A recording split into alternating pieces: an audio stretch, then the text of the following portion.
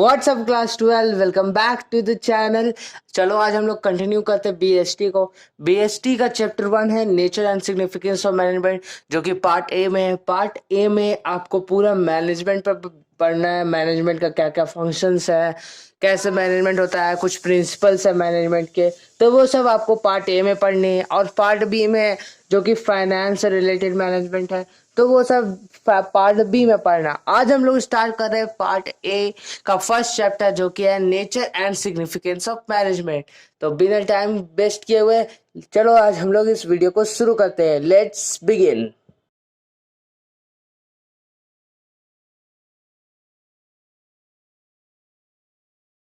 As always हम लोग अब टॉपिक्स को पढ़ने से पहले चैप्टर्स को समझते कि चैप्टर में आखिर पढ़ना क्या क्या है।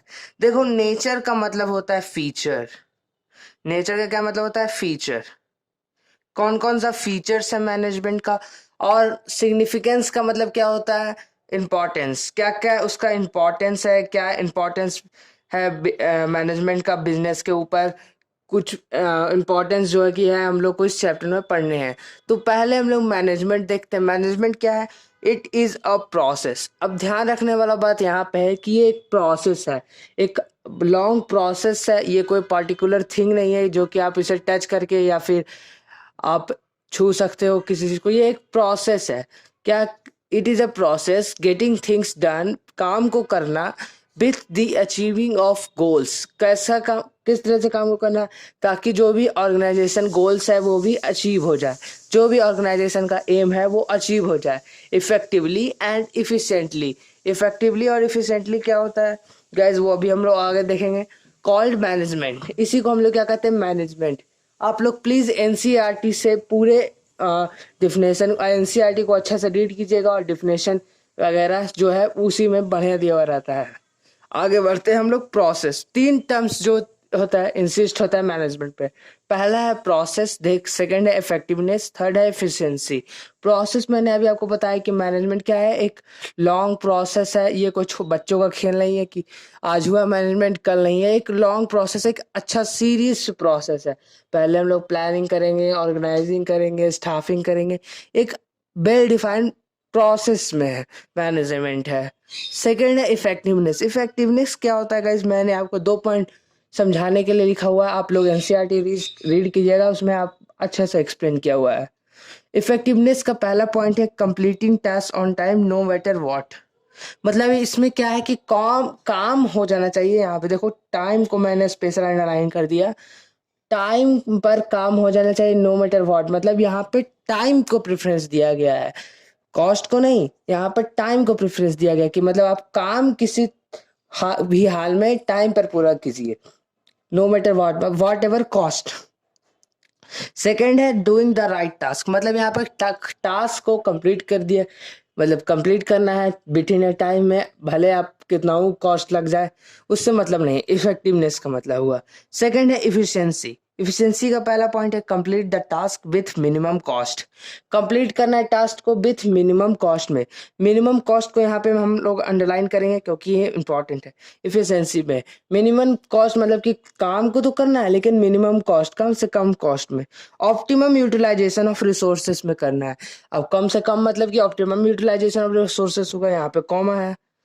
तो इसी तरह से सेकंड में क्या है, doing the task in right way. मतलब काम को करना है एक प्रॉपर सही डायरेक्शन में, कॉस्ट को कम करके, मिनिमम कॉस्ट को कम करके, ऑप्टिमम यूटिलाइजेशन को करके। तो अब बात बताओ कि मैनेजर जो है वो क्या होना चाहिए? इफेक्टिवनेस होना चाहिए या इफिशियंसी होना चाहिए? इस दोनों होना चाहिए। क्यों? क्योंकि दोनों ही रहेगा। अगर मैनेजमेंट टाइम पर काम कर रहा है लेकिन कॉस्ट बढ़ा दिया तो वो भी अच्छा नहीं है। और वही अगर ऑप्टिमम यूटिलाइजेशन हुआ, मतलब मिनिमम कॉस्ट में अगर काम हुआ और टाइम ज्यादा लग गया, तो वो भी अच्छा नहीं है।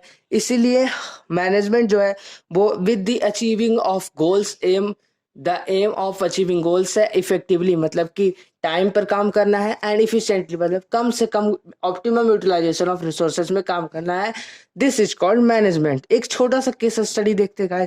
जैसे मान लो फॉर एक्स जो है वो एक मैनेजर है, उसको 1000 यूनिट्स का प्रोडक्शन करना है। 1000 यूनिट्स का प्रोडक्शन करना है किस दिन में? 3 डेज में। एक्स पर्सन जो है वो मैनेजर है, फिर से सुन लीजिए। 1000 यूनिट का प्रोडक्शन करना है 3 दिन में। अब इन्होंने 3 दिन में 1000 यूनिट का प्रोडक्शन तो किया, लेकिन उसने क्या किया कि थोड़ा सा उससे कॉस्ट ज़्यादा आ गया। मतलब मान लेते हैं सपोज डैट 2000 रुपीज़ लेना चाहिए था 1000 का यूनिट्स का प्रोडक्शन करने के लिए, लेकिन उन्होंने 3 दिन में काम तो किया, तो 2000 रुपीज़ ना ला करके 3000 रुपीज़ लग गया यूनिट्स में प्रोडक्शन करने के लिए। तो हम लोग क्या कह सकते हैं कि एक जो पर्सन है, मैनेजर जो है, वो इफेक्टिव है, मतलब काम को तो उन्होंने सही डायरेक्शन में किया, विद इन टाइम फ्रेम में किया, लेकिन वो इफिशिएंट नहीं है, मतलब उन्होंने ऑप्टिमम यूटिलाइजेशन नहीं किया रिसोर्सेस का। तो वही कहता है मैनेजमेंट कि आपको काम तो करना है, getting things done with the achieving of goals, goals के दौरान ही काम करना है, इफेक्टिवली एंड इफिशिएंसी वे में करना है, मतलब डूइंग द टास्क करना है and doing the task in right way. मतलब अब आगे बढ़ते हैं हम लोग फीचर्स की तरफ। फीचर्स को डिस्कस करने से पहले मैं आप ही सबसे पूछता हूँ कि फीचर्स इसका क्या क्या होगा।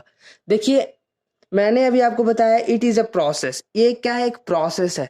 गेटिंग थिंग्स मतलब काम को करना है, with the achieving of goals, यहाँ पे देखो गोल्स है, तो इसका फीचर क्या होगा कि गोल्स ओरिएंटेड प्रोसेस, मतलब ये मैनेजमेंट जो है वो ऑलवेज टुवर्ड्स गोल पर काम करता है। अगर गोल ही नहीं रहेगा तो मैनेजमेंट किस बात का, गोल रहेगा तभी तो हम लोग मैनेज करेंगे। पर सपोज आप लोग क्लास 12 में हो, अभी पहले क्लास 10 में थे, तो क्लास 10 के अकॉर्डिंग आप लोग मैनेज करते थे अपने टाइम्स को, कितने देरी हम लोग पढ़ेंगे, ये सब करेंगे। फिर 10 पास हुआ तो क्या 10 पास होने के बाद मैनेजमेंट खत्म हो गया कि 10 तो पास हो गया, अब जो होगा क्लास 11 12 में देख लेंगे बाद में। ऐसा नहीं है, गोल के टुवर्ड हर एक समय मैनेजमेंट का जरूरी है, और मैनेजमेंट जो है वो गोल के टुवर्ड काम करता है, गोल ओरिएंटेड प्रोसेस है। आगे बात करते हैं हम लोग, आगे हम लोग डिस्कस करते हैं, जैसे अभी हम लोगों ने पढ़ा कि क्लास 10 में जब हम लोग थे तो अलग मैनेजमेंट था, क्लास 11 में आए तो कुछ अलग मैनेजमेंट होगा क्लास 12 में। तो इससे हम लोग क्या देख रहे हैं कि मैनेजमेंट इज यूनिवर्सल, मतलब हम हमेशा मैनेजमेंट जो है वो यूनिवर्सल कहीं भी अप्लीकेबल होता है। बिजनेस मैनेजमेंट में भी हो सकता है, हम लोग भी इस्तेमाल करते हैं मैनेजमेंट का, टाइम मैनेजमेंट करते हैं, सब लोग शेड्यूल बनाते हैं कितने कितने देरी पढ़ेंगे। तो मैनेजमेंट क्या है, एक यूनिवर्सल है, मैनेजमेंट क्या है, एक परवेसिव है। देखिए, गोल ओरिएंटेड प्रोसेस सेकंड है परवेसिव। परवेसिव मतलब यूनिवर्सल वैलिडिटी, मैनेजमेंट जो है वो हर जगह, आपके घर में भी मैनेजमेंट है, ध्यान रखिएगा। आपकी मम्मी लोग डेली चिंता करती है कि आज क्या खाना बनेगा, आज क्या स्पेशल बनाए जिससे बच्चा अच्छा लगे सबको। तो मैनेजमेंट क्या है, परवेसिव, मतलब मैनेजमेंट जो है वो हर एक जगह चाहिए। थर्ड है guys continuous process. Continuous process कैसे, जैसे अभी हम लोगों ने बताया कि क्लास 10 में थे तो कुछ अलग टाइम मैनेजमेंट था, क्लास 11 में आए तो कुछ अलग टाइम मैनेजमेंट, 12 में है अलग टाइम मैनेजमेंट पढ़ेंगे, और 12 के बाद ग्रेजुएशन करेंगे तो उस समय भी अलग कुछ मैनेजमेंट होगा, उस समय ज़्यादा पढ़ना रहेगा। उसके बाद जॉब करेंगे तो उस समय टाइम मैनेजमेंट अलग। मतलब ये क्या है, मैनेजमेंट जो है वो कंटिन्यूअस प्रोसेस है, मैनेजमेंट कभी नेवर एंडिंग प्रोसेस है। फोर्थ है गाइस इंटेंजिबल। अब हम लोगों ने शुरू में पढ़ा था इट इज अ प्रोसेस, ये कोई पर्टिकुलर थिंग नहीं है मैनेजमेंट जिसे हम लोग छू सकते हैं, ये क्या है, एक इंटेंजिबल है। We can only feel management, कि जैसे हम लोग कोई होटल वगैरह में गए, रेस्टोरेंट वगैरह में चिकन चिल्ली वगैरह खाने के लिए, तो उस समय हम लोग कह सकते हैं कि होटल का मैनेजमेंट जो है वो अच्छा है, होटल का मैनेजमेंट जो खराब है। हम लोग किसी पर्टिकुलर पर्सन को नहीं कह सकते कि ये मैनेजमेंट है, नहीं, management is intangible things. Fourth है guys group activity. Group activity कैसे, जैसे अभी हम लोगों ने होटल का एग्जांपल लिया, जैसे होटल वगैरह चल रहा है तो होटल में क्या है कि एक ही स्टाफ है जो सब चीज करता है, एक ही स्टाफ है जो कस्टमर्स को देखता है, एक ही स्टाफ है जो अकाउंट मतलब बिल बिल वगैरह बनाता है, एक ही स्टाफ है जो किचन्स वगैरह में भी रहता है। नहीं, मैनेजमेंट जो है वो ग्रुप एक्टिविटी, बहुत सारे इंडिविजुअल्स और ग्रुप काम करते हैं तभी मैनेजमेंट सक्सेसफुल होता है। मैनेजमेंट जो है वो एक ग्रुप एक्टिविटी है। 6 है गाइस डायनेमिक फंक्शन। मैनेजमेंट जो है वो डायनेमिक फंक्शन है, कैसे, management keeps work on changing. जैसे अभी हम लोगों ने होटल का एग्जांपल एज ऑलवेज ले लेते हैं, होटल का एग्जांपल, हम लोगों ने खाना खाया, चिकन चिल्ली वगैरह खा लिया कुछ, उसके बाद हम लोग को बिल पे करना है। तो पहले क्या होता था कि पैसा दो, अब तो भाई फोन पे आ गया, पेटीएम एक्सेट्रा, बहुत सारा चीज आ गया है जिससे हम लोग ऑनलाइन ट्रांसफर कर सकते हैं, तो कैश का झंझट खत्म। तो डायनेमिक फंक्शन है, मैनेजमेंट कीप्स ऑन चेंजिंग, वो टेक्नोलॉजी के साथ नए नए थिंग्स को अडॉप्ट करना चाहिए, तभी मैनेजमेंट सक्सेसफुल होगा, तभी आपका फर्म मार्केट में रहेगा। तो management is dynamic function. Seventh और लास्ट है guys multi dimensional. Management is multi dimensional. Multi dimension को आप याद रखिएगा, वेरी वेरी इंपॉर्टेंट है। मल्टी डायमेंशन क्या होता है? मल्टी डायमेंशन मीन्स मैनेजमेंट, इसमें भी हम लोग 3 पार्ट में बांट दिए हैं, work, people and operation. Work क्या होता है? वर्क मतलब what is to be done, हम लोग क्या काम करेंगे। पीपल मतलब हम लोग किस तरह से पीपल को काम समझाएंगे, कौन पीपल कैसा काम करेगा, how is to be done. And operation, operation मतलब कि यहाँ पे वर्क प्लस पीपल हो गया। वर्क प्लस पीपल मतलब काम को करना है और किस तरह से करना है, कौन करेगा, लेबर करेगा, एम्प्लॉय करेगा, कौन किस तरह से काम को डिवाइड करेंगे, वो आता है ऑपरेशन में। तो आपको फीचर्स समझ में आ गए होंगे, उम्मीद करते हैं। इससे रिलेटेड अगर आपको कोई भी डाउट हो तो आप कमेंट सेक्शन में पूछ सकते हैं या फिर इंस्टाग्राम पे हमें डीएम कर सकते हैं। इंस्टाग्राम का यूजर नेम आपको दिखाई दे रहा होगा। आगे बढ़ते हैं हम लोग नेक्स्ट टॉपिक की तरफ। अब जो टॉपिक पढ़ रहे गाइस वो बहुत वेरी वेरी इंपॉर्टेंट है। बोर्ड में ये हर साल बोर्ड में ये आता ही है, तो इसे जरा ध्यान से देखिएगा। ऑब्जेक्टिव्स ऑफ मैनेजमेंट, मैनेजमेंट का क्या क्या ऑब्जेक्टिव्स है। तो बेसिकली मैनेजमेंट का 3 ऑब्जेक्टिव्स है। कौन कौन सा ऑब्जेक्टिव है? ऑर्गेनाइजेशनल ऑब्जेक्टिव ऑर्गेनाइजेशन की ओर, सोशल ऑब्जेक्टिव सोसाइटी की ओर, और पर्सनल ऑब्जेक्टिव। ऑर्गेनाइजेशनल ऑब्जेक्टिव तो हमें समझ में आया ऑर्गेनाइजेशन की तरफ है, सोशल भी समझ में आया सोसाइटी की तरफ है। ये पर्सनल ऑब्जेक्टिव क्या है? ऑर्गेनाइजेशन कोई पर्सन है क्या? नहीं, इसे हम लोग लेटर ऑन डिस्कस करेंगे पर्सनल ऑब्जेक्टिव क्या होता है। पहले हम लोग बात करते हैं ऑर्गेनाइजेशनल ऑब्जेक्टिव में।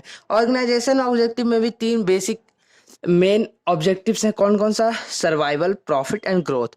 सर्वाइवल को अगर हम लोग एक लाइन में डिफाइन करना चाहें तो क्या होता है? Earn enough to recover cost. हम लोग कम से कम इतना तो अर्न कर पाए कि जो भी हमारा कॉस्ट है, जो भी बिजनेस को चलाने में हमें कॉस्ट लगा है, पैसा लगा है, उसे रिकवर हो सके। इसी को हम लोग बेसिकली सर्वाइवल कहते हैं। आगे बात करते हैं प्रॉफिट का। प्रॉफिट क्या होता है गाइस? प्रॉफिट जो है वो बेसिक मेन एम होता है और किसी भी ऑर्गेनाइजेशन का। बिजनेसमैन का ये रिवॉर्ड होता है प्रॉफिट। आप लोग 11th में पढ़े होंगे, बिजनेसमैन का ये रिवॉर्ड होता है, रिस्क बियर करता है बिजनेसमैन, तो वो प्रॉफिट है क्या? उसका रिवॉर्ड होता है। थर्ड है गाइस ग्रोथ। ग्रोथ क्या होता है? अब बिजनेस ने हम लोगों ने स्टार्ट तो किया है, प्रॉफिट भी कमा रहा है, तो उसे ग्रोथ करना भी जरूरी है। Business must be expand. और ग्रोथ एक्सपैंड कैसे? कुछ नए नए नंबर ऑफ ब्रांचेस उसने खोले और कुछ नया नया प्रोडक्ट मार्केट में लाया। तो ये क्या है? ग्रोथ है। ऑर्गेनाइजेशन का ये ग्रोथ है, जो कि मैनेजमेंट का ऑब्जेक्टिव्स आता है ऑर्गेनाइजेशन ऑब्जेक्टिव्स में। आगे बढ़ते हैं हम लोग सोशल ऑब्जेक्टिव। अब सोशल ऑब्जेक्टिव्स को समझाने से पहले आप ही लोग से हम पूछते हैं, सोशल ऑब्जेक्टिव क्या हो सकता है मैनेजमेंट का? पहला चीज कि एम्प्लॉयमेंट को जनरेट करना, क्योंकि फर्म जो है वो सोसाइटी में ही रहेगी, तो सोसाइटी में लोगों को एम्प्लॉयमेंट अपॉर्चुनिटीज देगी। सेकेंड है यूजिंग इको फ्रेंडली प्रोडक्ट, मतलब इन्वायरमेंट फ्रेंडली प्रोडक्ट को मार्केट में लाना। ऐसा नहीं कि इन्वायरमेंट को हार्म कर रहे हैं या ऐसा कुछ। तो एक सोशल ऑब्जेक्टिव ये सब होता है। थर्ड है organising education health and camps. अब फर्म जो है वो सोसाइटी में है, तो उसे एजुकेशनल कुछ कैंप्स लगाने चाहिए, हेल्थ के लिए कैंप्स लगाने चाहिए, ट्रेनिंग कैंप्स लगाने चाहिए, ताकि लोग जो है वो ज़्यादा से ज़्यादा अवेयर हो सके एजुकेशन में, हेल्थ में और ट्रेनिंग में। फोर्थ है guys supply of quality products as reasonable price. Quality product जो है वो सप्लाई करना चाहिए मार्केट में। ऐसा नहीं कि क्वांटिटी पे हम लोग ध्यान दे रहे हैं, क्वालिटी का कोई पता ही नहीं। क्वालिटी होना जब बहुत जरूरी है एट रीजनेबल प्राइस में, यानी कि आप हाई प्राइस चार्ज कर रहे हो प्रॉफिट कमाने के चक्कर में, तो ऐसा नहीं होना चाहिए। एक सोशल ऑब्जेक्टिव का पार्ट होता है। आगे बढ़ते हैं अब हम लोग पर्सनल ऑब्जेक्टिव में। पर्सनल ऑब्जेक्टिव क्या होता है गाइज? पर्सनल ऑब्जेक्टिव, अब मैंने आपसे पूछा था ऊपर, पर्सनल ऑब्जेक्टिव किसका हो सकता है? पर्सनल ऑब्जेक्टिव होता है एम्प्लॉय जो होते हैं ऑर्गेनाइजेशन के, उनका पर्सनल ऑब्जेक्टिव। तो पर्सनल ऑब्जेक्टिव एम्प्लॉय का क्या होगा? पहला, एक अच्छी सैलरी होनी चाहिए, गुड सैलरी ऑफ एम्प्लॉय। एक अच्छा सा प्रमोशन होना चाहिए 2 से 3 सालों के बाद। उसके बाद उनकी ट्रेनिंग होनी चाहिए अच्छे से, ताकि वो काम कर सकें। उसके बाद पर्सनल ग्रोथ भी होनी चाहिए। पर्सनल ग्रोथ क्या होता है? जैसे उनके बच्चे को कंपनी ने कहा कि आपके बच्चे को हम पढ़ा देंगे, या फिर कंपनी ने उन्हें क्वार्टर वगैरह रहने के लिए दे दिया। तो ये क्या है? पर्सनल ग्रोथ है, जिससे एम्प्लॉय भी जो है वो सेटिस्फाइड होता है कि हाँ ऑर्गेनाइजेशन जो है वो उसके बारे में कुछ सोचती है, उसके बाद है सिक्योरिटी। सिक्योरिटी यहाँ पे जॉब सिक्योरिटी होगा। जॉब सिक्योरिटी होना चाहिए एम्प्लॉय को, तभी उसे पता लगेगा कि हाँ मेरा जॉब, हम भी जो है वो इम्पोर्टेंट है ऑर्गेनाइजेशन के लिए, मेरा जॉब सिक्योर है। ऐसा नहीं लगना चाहिए कि मेरा जॉब सिक्योर नहीं है, तो फिर पर्सनल ऑब्जेक्टिव जो है वो फुलफिल नहीं हो पाएगा, एम्प्लॉय जो है वो काम नहीं कर पाएगा अच्छा से। तो एक ये सब चीज़ होना बहुत ज़रूरी है पर्सनल ऑब्जेक्टिव में। आगे बढ़ते हैं हम लोग सेल्फ रिस्पेक्ट फॉर कलीग। अब जो भी पर्सनल ऑब्जेक्टिव्स है, जो भी एम्प्लॉय है ऑर्गेनाइजेशन के, उसका रिस्पेक्ट होना बहुत ज़रूरी है। ऐसा नहीं कि रिस्पेक्ट दे ही नहीं रहे हैं, सब अंदर में नेगेटिविटी फैला रहे हैं, ऐसा नहीं होना चाहिए। रिस्पेक्ट देना चाहिए, रिस्पेक्ट फॉर कलीग, अपना भी रिस्पेक्ट करना चाहिए, दूसरे का भी रिस्पेक्ट करना चाहिए। आगे बढ़ते हैं हम लोग good and healthy working condition. अब ऐसा नहीं है कि कोई भी अच्छा कंडीशन में नहीं हम लोग काम कर रहे हैं, कुछ धूप वगैरह के नीचे काम कर रहे हैं, हम लोग एक अच्छा सा गुड हेल्दी वर्किंग कंडीशन होना चाहिए, ताकि जहाँ पे सब लोग काम करें और सबका विकास हो, सबका साथ सबका विकास।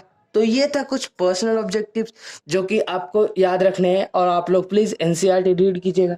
एनसीईआरटी में बहुत सारे पॉइंट दिया हुआ है, तो मैंने बहुत सारे पॉइंट को सिर्फ शॉर्ट में समझाने का कोशिश किया है। तो आई होप गाइज आपको ये पॉइंट भी क्लियर होगा, ये टॉपिक जो ऑर्गेनाइजेशन ऑफ ऑब्जेक्टिव है ये क्लियर होगा। आई होप गाइज आपको आज का पूरा वीडियो समझ में आ गया होगा।